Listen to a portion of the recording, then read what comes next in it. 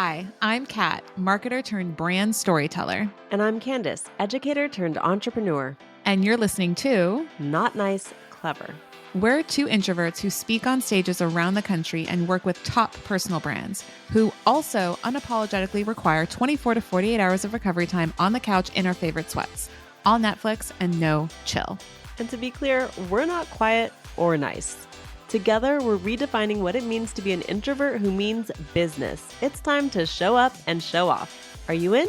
In today's mini episode of Not Nice, Clever, we're going to be talking about how to avoid comparing yourself to extroverts. For context, Kat and I are preparing to go to a conference, and that is a place that can often point out in our minds differences between ourselves as introverts versus some of our friends and colleagues who are extroverts. And the idea of feeling like we're not enough can come up, especially when we're watching people who are go, go, go all day from 7 a.m. to 11, 12, even beyond. Like Kat and I, that is not our vibe. Although somehow I do get a little bit of that New York energy. When we're there, we soak it up. When we're there sometimes, yeah. But when that's not our vibe, how do we deal with it? This is good. And I know comparisonitis is like, there's a lot of people nodding their heads as they're listening to this, but specifically like when you are in a large crowd or a large scene and you see other people who are naturally so excited and energized to be around people, and maybe they've got a performer background and maybe they know every person in the room because like you said, Candice, they work from 7 a.m. to 11 p.m., which is admirable. It works for them. It just doesn't work for us. I always, and this is like a super elementary comparison, but I always try to remind myself, you wouldn't compare. I'm going to do a candy reference here. Okay. You wouldn't compare Sour Patch Kids with like Hershey's chocolate. Like I am in a specific mood when I want that chocolate. It's usually about that time of the month. Sorry, male clever crew members. Not sorry. And then I'm in a very specific mood. Never sorry. Yeah. And then I'm in a very specific mood when I want Sour Patch Kids. And there's no hate on chocolate. There's no hate on Sour Patch Kids. There's a time and a place for both. They make me feel a certain way, different ways, not better, not worse. Both are more than enough. And so it's like a really silly thing when you think like, oh, I'm a Sour Patch Kid and they're a Hershey's chocolate bar or whatever analogy you want to use. I love it. Right? Yeah. Most people say apples and oranges. I'm just like, nah, not fruit. I want candy, you know? No. As an educator, one thing that we used to talk about is that you never judge a fish on its ability to climb a tree. That's another great one. Especially as an educator, there's like these certain learning outcomes, and you kind of expect in the education world that everyone like hits the same outcomes, the same milestones at the same time. And I was never a fan of that because I knew that people are uniquely gifted and talented in their own unique ways. And that kind of always bothered me as an educator because I knew people were coming into their own when it was right for them, right? You can't force it. Yep. And when I heard that, I remember I was in a seminar with other teachers and someone said that. I was like, oof, that's exactly it. Because every person is coming at this with their own strengths, with their own set of experiences, with their own even potentially equipment, right? You could think about it like that.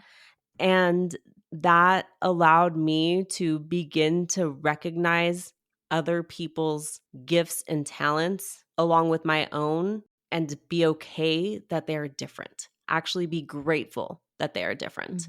I agree. And I think the other thing that I've observed, because I do have friends that identify as introverts like you, Candice, I have friends that are very extroverted and I love being around them when I am around them. And I have friends that are like, I'm a little bit of both. I'm an ambivert. And I'm like, that's great. And everybody's going to have their strengths, their strong suits. And maybe extroverts are going to thrive in that big room. They've got bodies around them. Of course, they're going to feel energized. Of course, they're going to come out of their shell because they literally are being energized by other people.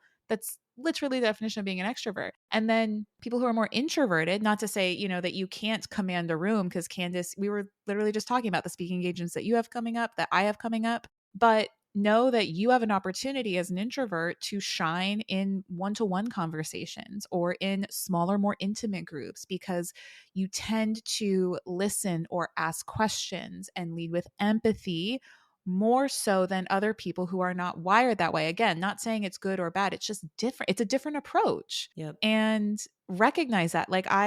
One thing my coach always tells me is you might love this too, Candice, as a former educator, is to look for the narrative or look for the evidence that makes you feel the strongest, that gives you the most power, Mm, right? mm-hmm. Don't focus Yes. on the shit that makes you feel small. That's not helpful.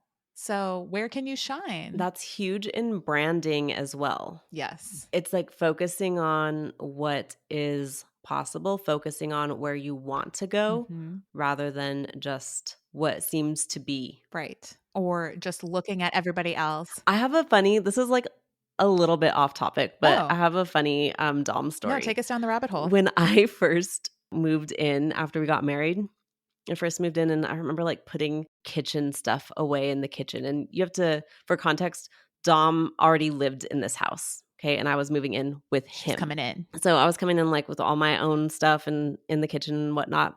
And I remember telling him, oh, I'm going to make this the junk drawer. And he's like, no, no, no. We don't have a junk drawer in this house. And so I was like, okay, my brain is like calculating, right? Yes. And I was like, but I need a drawer in my mind. I was like, I need a drawer that has like pens and tape and, Yes. whatever, stapler, scissors, the basics. Oh, yeah. And so he comes home one day and he opens a drawer and he's like, what's this? I was like, oh, that's our utility drawer. Oh my God, Candice, I was literally about to say that's what we called it in our house growing up. I was Really? about to say, oh, you in Yeah, our that's house, it was called so utility. hilarious. Yeah, because Yeah. it's branded slightly better, right? Right. And he was like, what would I expect from a brand coach? It is now the utility drawer.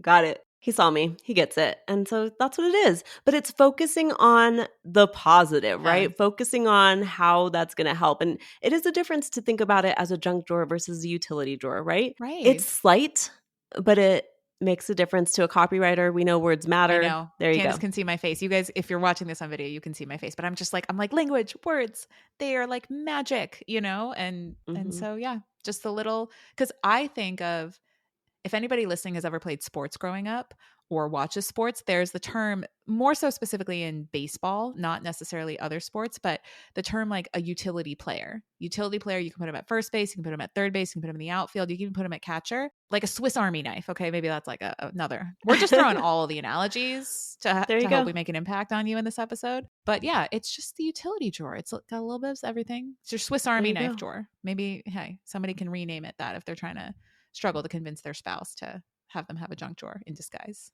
We'll leave you with a bit of a challenge so you can equip yourself a little better the next time you are going into a space that might bring about some comparisonitis. Mm-hmm. I want you to write down 3 of your strengths that you know that you have so you can lean into focusing on the good, focusing on your strengths rather than seeing a deficit. I love it. Thanks for joining us on Not Nice, Clever. Remember to follow our podcast wherever you listen to audio.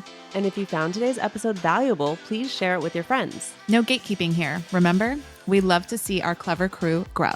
Signing off, you're not so nice, but oh so clever besties that mean business. See you soon.